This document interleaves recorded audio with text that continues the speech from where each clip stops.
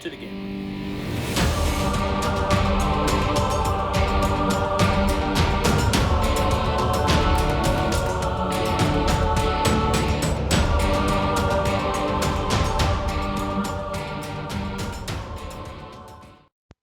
Alright, welcome back to the game room with another Let's Paint Blackwater Gulch.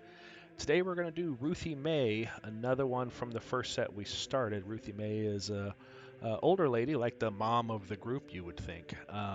So we're going to do her dress more dark, but I'm going to start with the flesh tone this time, and we're just using the tanned flesh. And just be very careful with it. I'm using my normal layer brush that I use for most of this. Just be very careful. You don't want to get it all over the place. She's primed with the gray sear because I plan to use the contrast paints. This is kind of a mixture. I'm trying a few different colors that don't normally get used on her. So again, just be very careful. Get it around her. Don't forget her hands and her face. And that's really the only skin that you're going to see.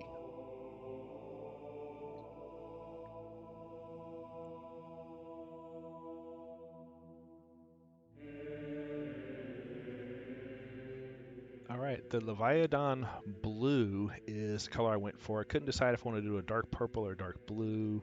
The blue just seemed to look better, I thought. Um, Thought it would show up better. It could just be the lighting that I was dealing with too. But anyway, Leviathan blue contrast paint is what I went with. And again, just be very careful.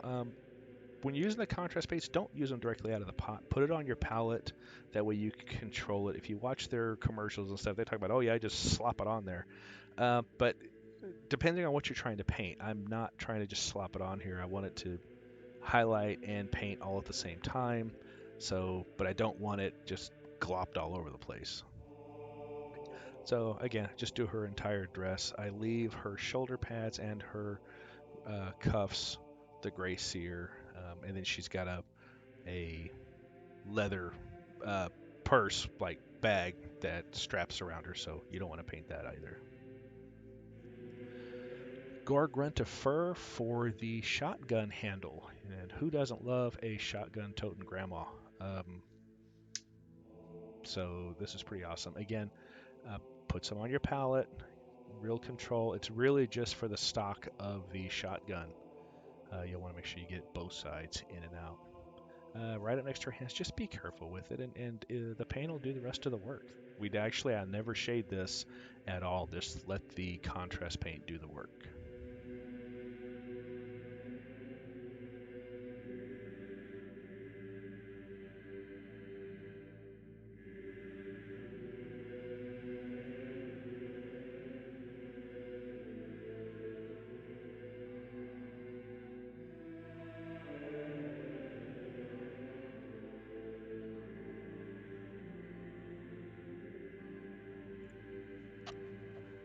Gunmetal from Army Painter, again, it's pretty much the standard. We're going to use this just to finish off the gun and do that canteen that's hanging on her right hip.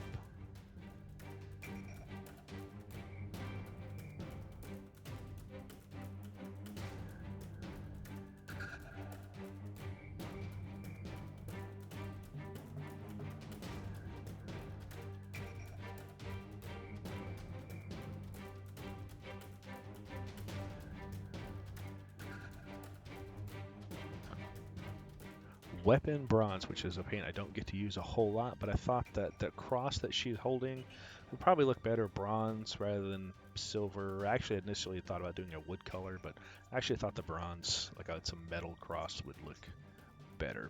So anyway, Weapon Bronze for the cross.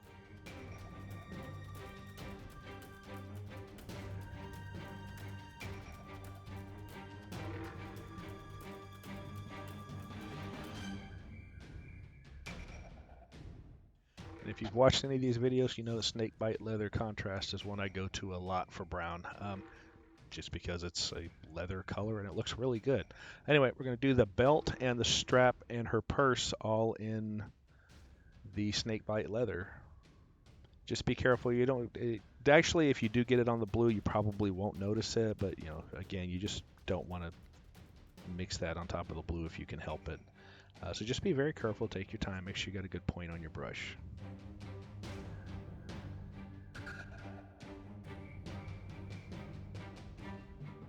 Apothecary White contrast, and this is going to be for the shoulder pads, her wrist cuffs, and her hair.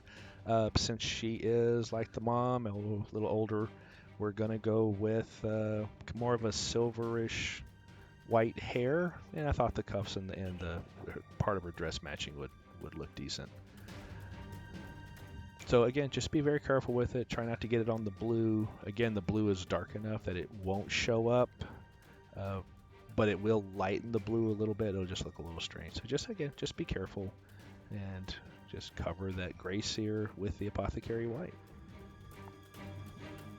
And the flesh wash for exactly that, the flesh. We're going to cover her face and her hands.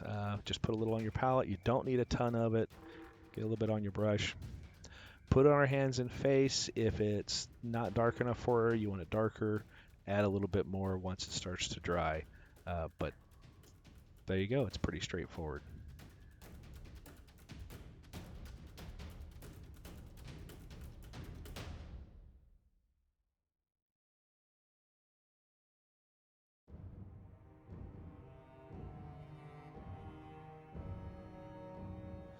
Now this part I'm going to slow down for you. In order to get the hair effect that I was aiming for, kind of a silverish white, I'm just using a white, and I'm just going to highlight the edges, just the tips of her hair and her the dress that we did with the gray. Use the side of your brush or just the very tip, and it comes on, it's really bright, so it looks a little strange, but you'll see as this progresses, once it starts to dry, it becomes a little more gray, and it just gives that gray a nice silvery highlight look to kind of look like, gray hair. But just watch and hopefully you'll agree.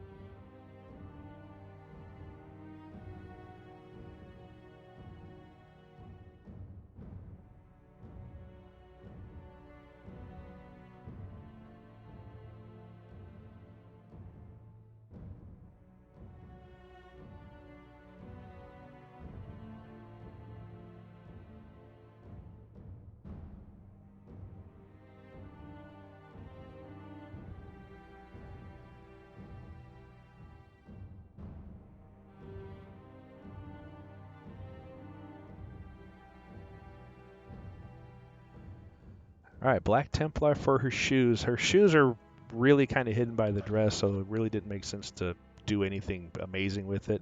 Just went with a simple color to paint the shoes, and once she's based, it's going to be either hidden. So here she is finally, so you really can't even see the shoes anyway. But here she is, all done, based and ready to go.